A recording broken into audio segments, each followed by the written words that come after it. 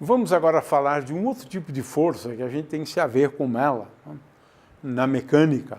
Né? São forças, né, que nós chamamos tensoras, né? Em geral, forças de tração. Né? Então, esse é o objeto de interesse dessa aula, a aula de número 12. Né? É porque na mecânica, muitas vezes, a gente lança a mão de fios, de cordas, de correntes. Aqui não. Na mecânica mais simples, é só fios e cordas, né? De cabos, né? Às vezes a gente pode lançar mão de um cabo, por exemplo. Né? Então, fazemos muito uso, né, de cordas e fios. Né? Por meio de uma corda, nós exercemos uma força, né, sobre, por exemplo, o pitão aqui. Né? Então, temos uma força T. Né? Nós exercemos uma força utilizando um fio, utilizando uma corda, né, para puxar um determinado objeto. Né? Então, essas forças também a gente precisa levar em conta, né, no estudo do movimento. Né?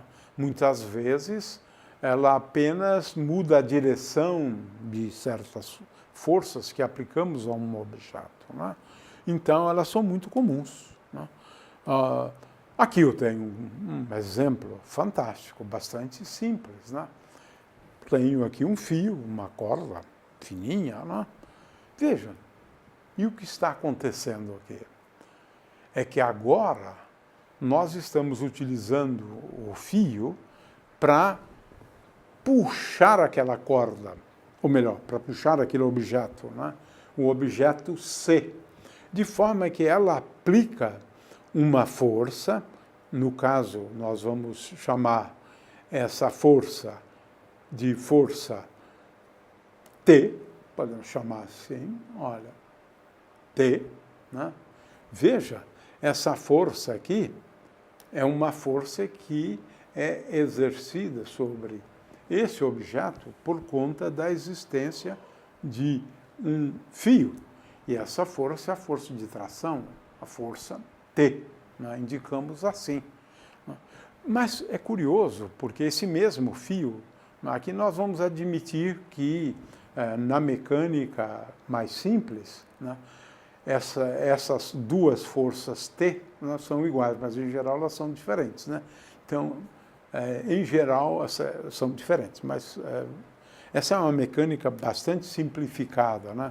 Onde a gente admite que a polia não tem uma massa. Olha só, essa força, né, é a mesma força T, em módulo, claro, aplicada em objetos diferentes. Mas aqui está, né? Força T, está vendo? E a gente precisa levar em conta. Na hora de separarmos as forças, precisamos levar em conta essas forças aqui. Né?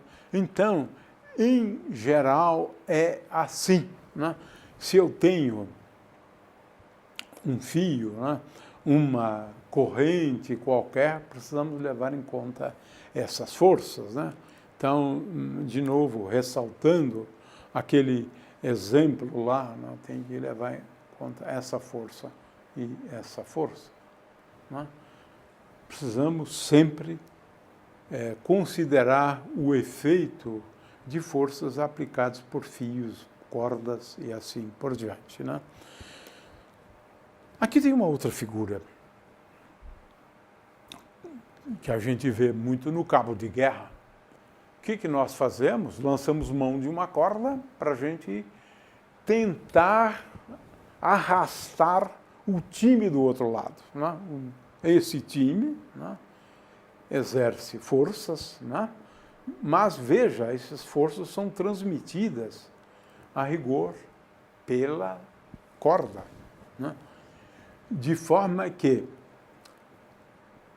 Estes, do lado direito, exercem uma força, né, sobre aqueles que estão do lado esquerdo, e esses do lado esquerdo experimentam a ação de uma força, e estes aqui, claro, experimentam a ação da força que é praticamente igual, né? Elas são iguais em módulo, né?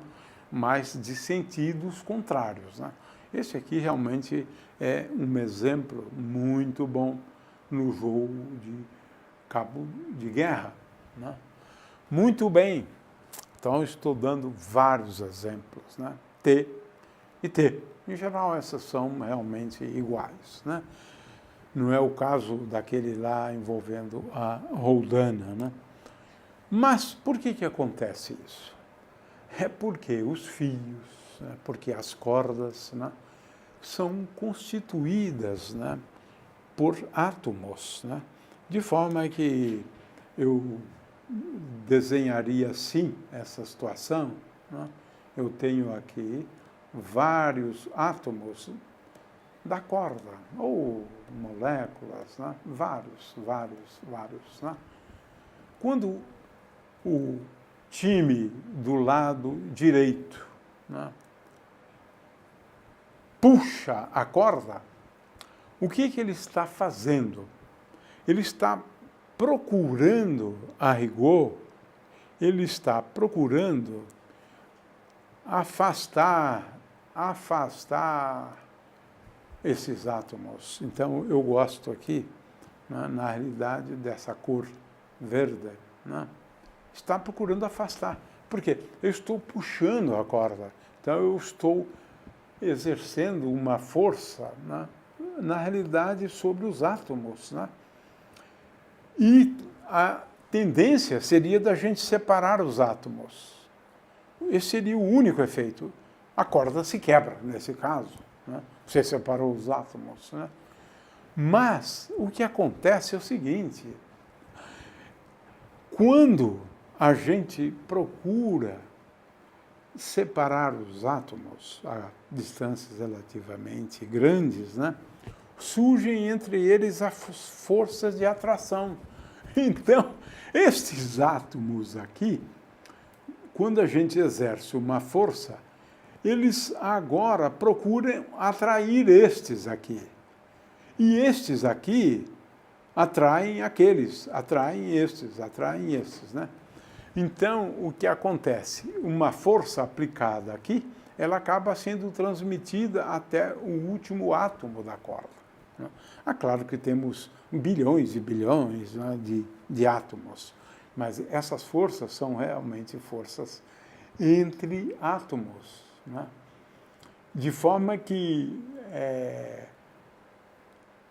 no caso, né, os dois times estão procurando separar os átomos, né?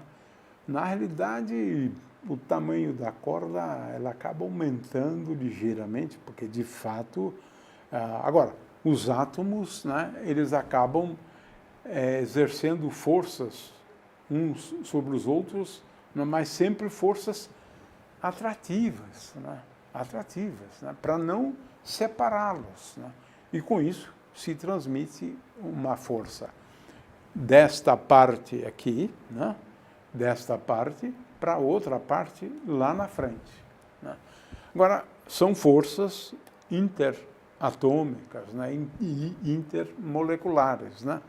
Então, olhando aqui para a corda, como eu disse antes, né, cada átomo aqui, né, que pertence a isso aqui, ou se eu quiser, eu poderia dar um close aqui, olhando, né, para os átomos, eu veria, então, essa situação, né, é que, ao puxarmos a corda, estamos tentando aumentar a distância entre os átomos.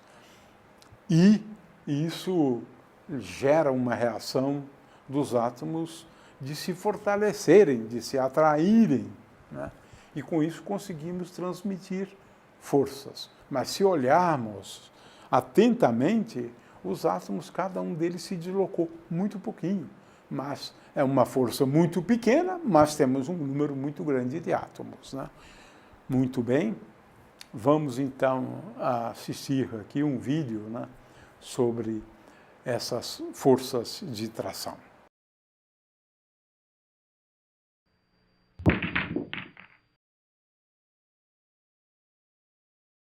Usaremos nessa demonstração barbante, um bloco de isopor e um bloco de madeira.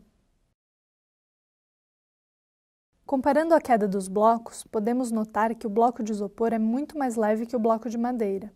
Puxando o fio de forma lenta, a tensão no fio é pequena. Assim, o bloco se move sem arrebentar o fio. Porém, quando puxado com rapidez, de forma impulsiva, a tensão no fio é muito maior.